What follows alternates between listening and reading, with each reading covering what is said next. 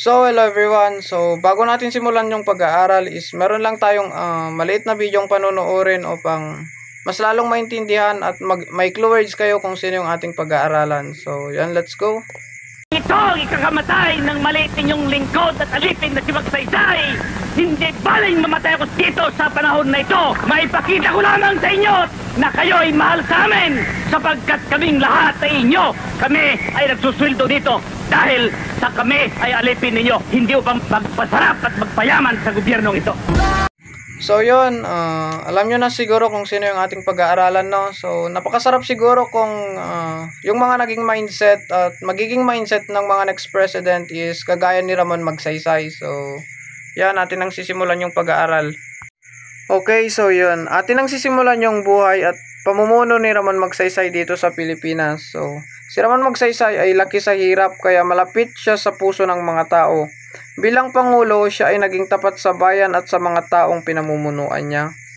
So, ang totoong the real name of Ramon Magsaysay is Ramon Del Ferro Magsaysay, and born on August 31, 1907 in Iba, Zambales, and son of a blacksmith, Ezekiel Magsaysay, and a school teacher, Perfecta Del Ferro, and studied of the Philippine School of Commerce and the Rizal College, where he earned a degree of commerce and worked as an automobile mechanic before entering politics. So, yun, siguro hindi na natin babasahin ng buo-buo yung mga slides kasi ang gagawin ko na lang is i-explain ko na lang siya. Then nandiyan naman yung slide kung gusto nyong basahin, mas okay din. Tas kung gusto nyong mas makinig na lang is mas maayos din naman. So ating sisimulang alamin dito sa military and political career ni Ramon Magsaysay. So nag-serve siya sa Philippine Army during World War, helping the guerrilla movement against Japanese forces. Dito, naging Gobernador General ata siya dito noong gera during the World War. So, hindi pa siya president dito noon kasi noong nag-president siya is kagagaling ng Pilipinas noon sa World War II. So, siya yung bumuhay sa Pilipinas, and alam nyo ba, naging isa rin tayo sa number 1 na mga country noon. Then number 2 atas tayo sa Asia. Then na-elect siya as House of Representative in 1946 against in 1947. Then naging secretary siya bilang isang national defense in 1950 under the 6th President LP Quirino. Then successfully lead campaigns against the Hukbalahap Rebellion, gaining wide popularity. Ngayon atin naman alamin yung pagiging presidency ni Ramon Magsaysay noong 1953 hanggang sa matapos siya noong 1957. So yan, nanalo siya sa eleksyon noong 1953 bilang isang nationalista party. Then naging kilala din siya as a champion of the common man. Naging kilala siya as a champion of the common man dahil champion of a common man or pinakamamahal na pangulo ng Pilipinas dahil ibinalik niya ang tiwala ng mga mamamayan sa pamahalaan, winakasan niya ang korupsyon. So pinakaayaw talaga ni Ramon Magsaysay noon is corruption. Then open the Malacanang Palace to people, showing accessibility and transparency. So si Ramon Magsaysay is a transparency president kasi noong panahon niya, inopen niya yung Malacanang kasi kung may gusto kang sabihin or ipahatid sa Malacanang is kahit normal ka lang or mahirap ka lang na tao is pwede kang pumasok anytime para magbigay ng concern mo. Then maraming concern noong time niya, maraming concern yung natanggap, and karamihan naman doon is talagang naresolba. Then the next bullets na tayo sa advocate for agrarian reform, rural development and programs that help farmers and workers.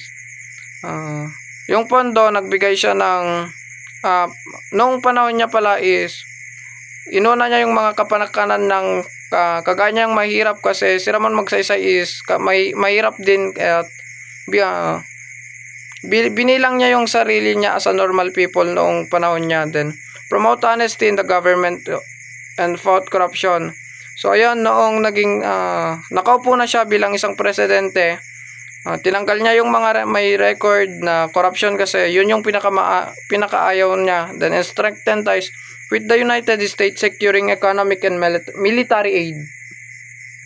Ayun, punta na naman tayo ngayon sa contribution and achievements niya. So, restore trust in government by promoting integrity and public service. So, nakilala siya bilang isa siya sa mga pinakamamahal ng tao noon kasi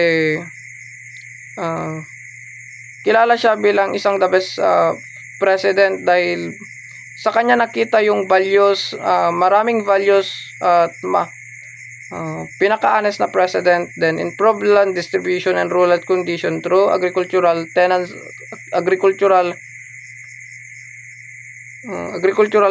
act. Then expand the education opportunities and livelihood program for the poor. So dahil galing sa siya hirap, alam niya kung ano yung kailangan ng mga tao. So yung mga naging pondo noon ng government is linaan niya sa mga sa mga daanan ng tubig para pumunta sa mga sakahan at nagbigay siya ng libreng mga lupa para sa mga mahihirap at upang may masaka din mga daanan para magkonekta sa mga national highways. Nagpaayos ng mga daanan din. Recognize the armed forces, boosting discipline and respect for the civilians. So nagturo siya ng good manners and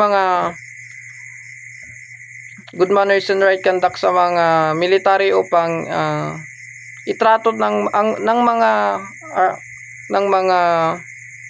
mga armed forces ang mga civilian bilang parang normal lang na kagaya nila. Then strengthen democracy and nationalism in the Philippines. So nung panahon niya binigyan niya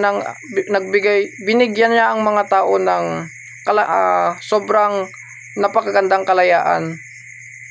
Then namatay siya in a plane crash on March 17, 1957 at Mount Manugal, Cebu. So makikimiting ata siya noon, sakay siya ng isang plane, then nag-crash. So isa lang yung nabuhay doon sa plane crash, then lahat na sila is namatay.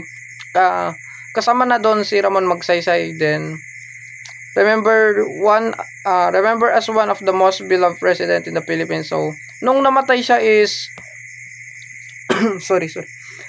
maraming tao ang nagluksa kasi maraming tao ang pumunta sa lansangan at pumunta sa Malacanang upang makita ang pinakamamahal nilang president na si Ramon Magsaysay.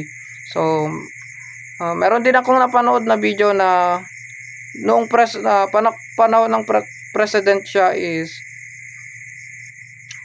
hindi kagaya ng ibang president na sumasakay daw hindi kagaya ng mga president ngayon na sumasakay sila sa mga magagandang sasakyan, at si Ramon Magsaysay daw noon is sumasakay lang sa mga jeep para pumunta sa palengke, at nakikipag-usap siya as a normal na tao lang kahit hawak niya yung titulo as a president. So ayun, sana marami kayong natutunan sa ating pinag-aralan, at kung agree ka na siya ang pinaka the best president is comment down, then magbigay ka ng dahilan upang mas lalong maintindihan ng iba kung makikita nila yung comment mo. So thank you for learning and watching, and goodbye.